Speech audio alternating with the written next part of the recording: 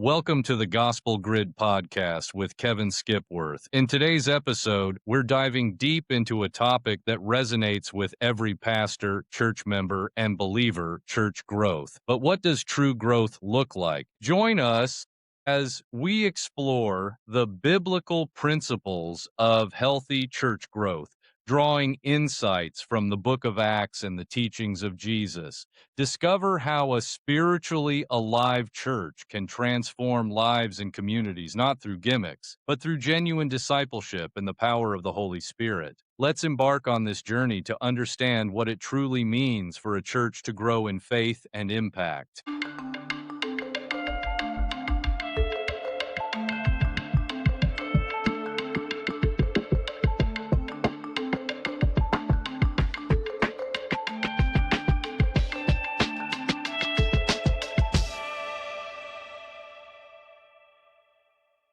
Hey there, this is Kevin Skipworth with Gospel Grid Podcast, and I want to run something by you right quick on this short episode here. There's something that's on the mind of every pastor, every member of the church, every church goer, and we all each have an opinion about what church growth is.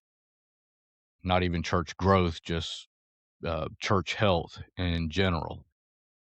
But here's the truth with that, and this truth comes from Scripture, obviously. Healthy churches grow, but not all growth is healthy. We've confused crowds with disciples, activity with fruit, and momentum with maturity. Today, I want to peel this back and look at what Scripture actually says about a church that grows the right way. And this first point, it comes from the book of Acts, chapter 2. Healthy churches grow because they're alive. Acts 2 doesn't start with a strategy, it starts with the Holy Spirit. The early church didn't grow because Peter had a slick plan. They grew because God lit a fire in his people and the world came to watch it burn. A healthy church grows because life produces life. Dead things don't multiply, living things do. If a church is spiritually alive, which is praying, repenting, worshiping, loving, serving, growth becomes a byproduct, not a project.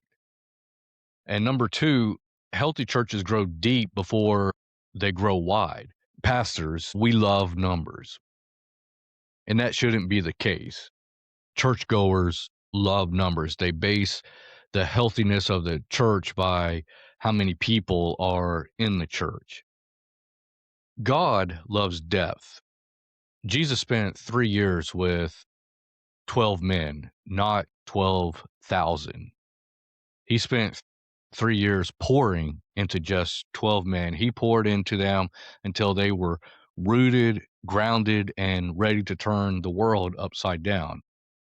A healthy church doesn't chase crowds. Healthy church forms disciples.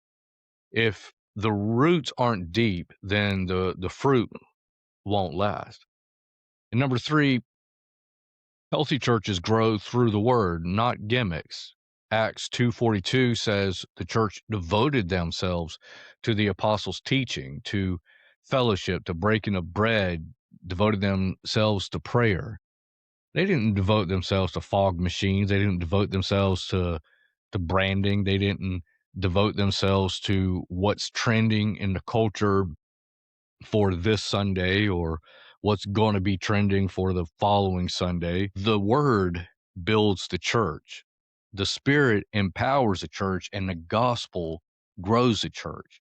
Everything else is adding to the church is just gimmicks. And fourth, healthy churches grow when every member works together.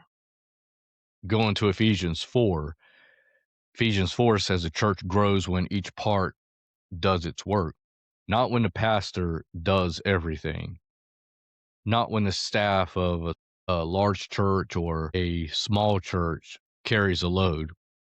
not when the faithful few burns themselves out. A healthy church is a body, every part moving and serving and giving and praying and encouraging and showing up. If a church is a cruise ship, it dies. But if the church is a battleship, it grows. And lastly, healthy churches grow by repentance, not rebranding. Sometimes a church doesn't need a new logo. I know there are cases where that has helped out, and that's good. But if that's all it is, then just to slap on a new name in front of the building or on the sign, that does nothing for the church. Sometimes the church needs a new heart, not a new logo, not a new name. Jesus told 5 out of 7 churches in Revelation to repent. 5 out of 7 churches in Revelation to repent. Repentance is a fertilizer of spiritual growth. Humility is the soil where revival takes root. A church that repents is a church that God can use. And I pray for all churches in this great land that we live in, this great land that we live on, is for the Western American church to repent of trying to do things out of the ordinary, trying to do things to entice people to come in with these fake gimmicks and these fake introductions of pastors coming in on zip lines or coming in with fog just blowing everywhere or Pink Floyd laser light shows. That's not what the church needs. The church needs to go back to the first century and act like the way that the apostles meant for the church to be, act like the way that Jesus wanted the church to be. I pray for you. I pray for the pastors. I pray for members of the church, for my church, for my members, for my churchgoers. I pray for us all. And I pray for you. Blessings.